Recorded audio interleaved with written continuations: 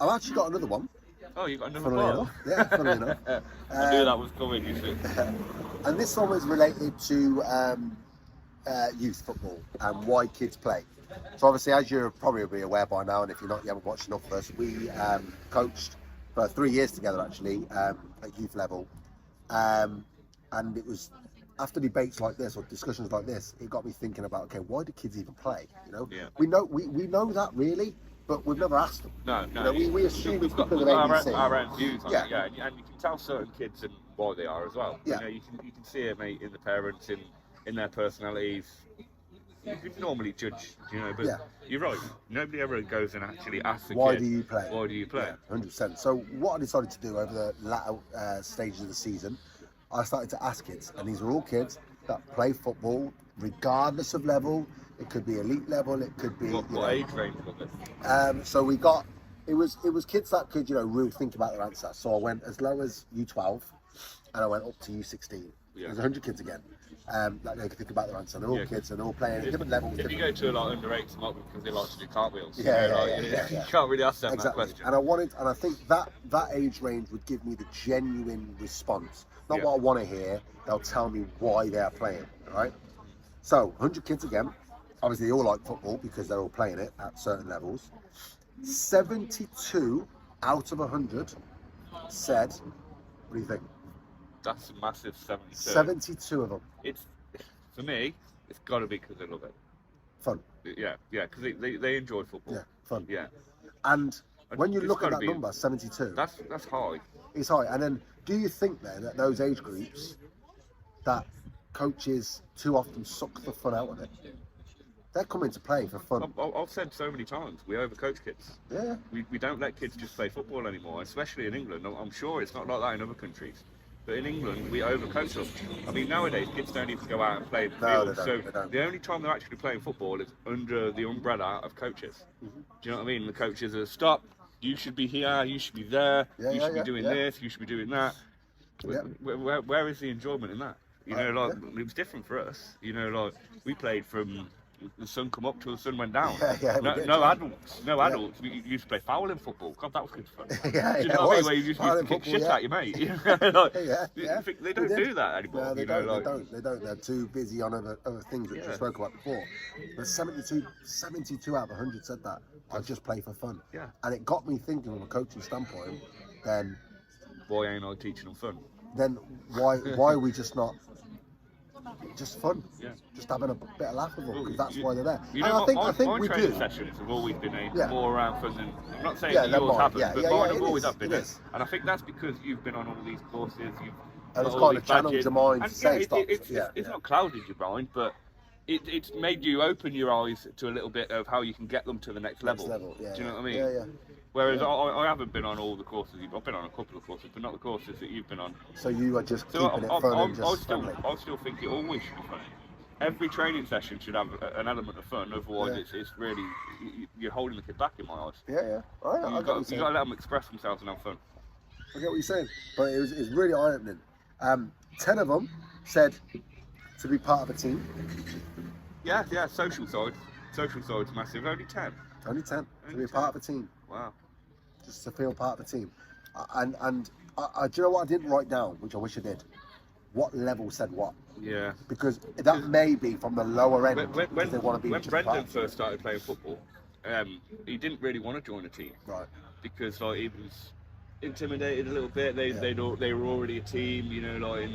But I was saying to him, the amount of friends that he'll make through football, you know, like it's limitless. Do you know what I mean? Like you make friends with the opposition, you make friends with obviously your team, and you bounce from teams and all this. And he's made some absolutely fantastic friends through football, friends that he never would have met before. Yeah, 100%, mate. So 100%. that's a massive part, and I'm There's a really massive surprised. social element to it. Surprised it's only 10. Only 10, mate. Only 10. Again, like because you're asking these kids, most of these kids you've asked under your sort of umbrella, they know you're a coach. Because then I don't know whether they're giving you the 100%. They're probably giving you the answer that they why think would they you say want fun? to hear. Yeah, but why would they say fun? Why wouldn't they say to be a pro? Yeah. Do you know what I mean? And the weird thing is, mate, no one said to be a pro. No one. Nobody said to be a professional footballer. Nobody. They are not playing football at U12, 13, 14 season to be a pro. At the kids I asked, Yeah. to be a pro. They're not playing to be a pro. They want to be a pro, but they're not playing to be a pro. Mental. So, be about team That is crazy. to win, to be a winner, 9, which is interesting. I mean, Still quite low. it is low. Like, you'd think that everyone wants to win, but Yeah. that's not why they're playing. An interesting one, mate, a really interesting one, which I'm sure we can dive into. 9 of them said because my parents want me to play. Yeah. So is that an element of parents putting their kid into something that they don't want to really do and they're trying to live their Pressure on dream for them. them? Yeah. Well, I think a lot of parents do that. Yeah. We've seen it. I'm not obviously Gonna saying, name drop, not saying yeah, it's this year, last year, or any Yeah. year. Yeah, you definitely see it where parents put a bit too much pressure on these Yeah. kids. Some of these kids are 9, 10, 11. Yeah. Do you know, like, and it's like the weight of the world's on Yeah. their shoulders. And you see it, mate. You see it. Do you know when like your kid scores? Like my little boy does it now. When he scores, he runs around, he looks straight at me, he's giving it the waves, like yes, giving it one of them. And I love it. But I would And hate. he's 19 now, isn't he? I know, yeah, he's only 5. But what I would love, what I hope don't happen, sorry, is just say he has a shot and he shanks it, or he goes to tackle the defender, misses it, and he goes through and scores. He looks at me with fear. Like Yeah. shit. Yeah. I No. fucked up here. My dad's gonna kill me. Yeah, my dad's gonna have a go at me in the car. I would. 'Cause I hope he I- never does that. When I was doing my research, this wasn't from a course or anything like that, but I read up on why sort quit. of like, yeah, why kids quit, what's the main thing that kids do not enjoy Yeah. about football. And do you know what the highest, I can't remember the percent, but it was high, really high. It must have been pressure. No, Parental it was pressure. a ride home. It was Wow. a journey home when it's just him and his dad. Right. And then his dad goes, well, you did this wrong, you did that wrong, you did this wrong. And the dad might have every, like, good intentions. He's not having a go at the kid, he's just saying, Yeah. maybe you could have done this, maybe you could have done that.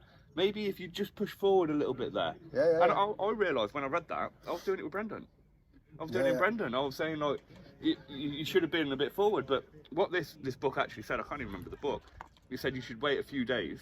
Yeah, let them digest. Let them digest it themselves, Let 'em calm and then down, talk. yeah. And I do that with Brendan now, and it's a much easier conversation with him. Yeah. You know, in the car before, when you're saying that sort of stuff, he just he just grunts at you because he thinks you're having a go at him, no matter how you try and word it. He thinks you're having a go at him. So parents need to realise they need to just let that day go. Yeah. Let that day go, Yeah, and what's then done a is couple done. of days later, then you can say, "How do you think you actually played? You know, like, what did you think to this moment?" And things have happened in the Yeah. background, so then it's a more of a conversation. Yeah, it is, Oh, yeah. well, yeah. I mean, yeah, it's all right, Dad. And then you just have that Yeah, dialogue. then it's an 100%. actual conversation. You know, 100%. nobody's having to go at anybody, and I think they digest your words a bit better Yeah. because they're listening Yeah. to you in the car. Yeah. They're upset they've just lost. Yeah.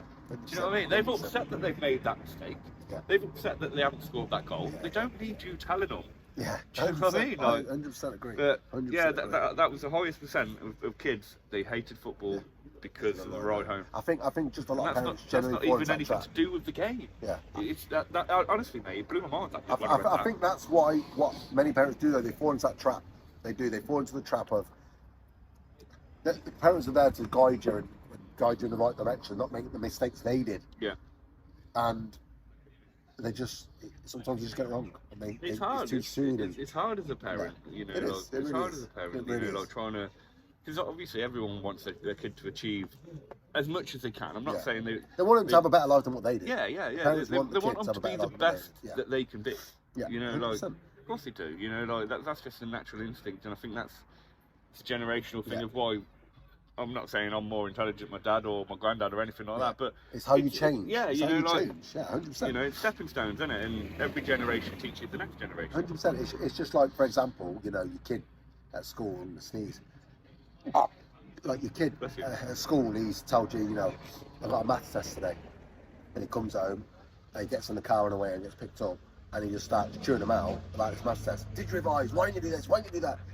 I don't know, I don't think anyone ever does that. No. No one ever does that. And the build up to the test, then they may say, you know, you got to revise, you got to do this, make sure you know, blah, blah, what's this, you know, a little random test. But as soon as you get in the car after school, what did you do? Like, hammering them about it. It doesn't happen. I've got to be honest, I'm quite harsh with Brendan when it comes to school. Right. But it's because he knows my sense of humour, and he knows that I'm so proud of him. And again, my lad's top of his classes. He's in top subject for everything. He's getting top marks in the whole school.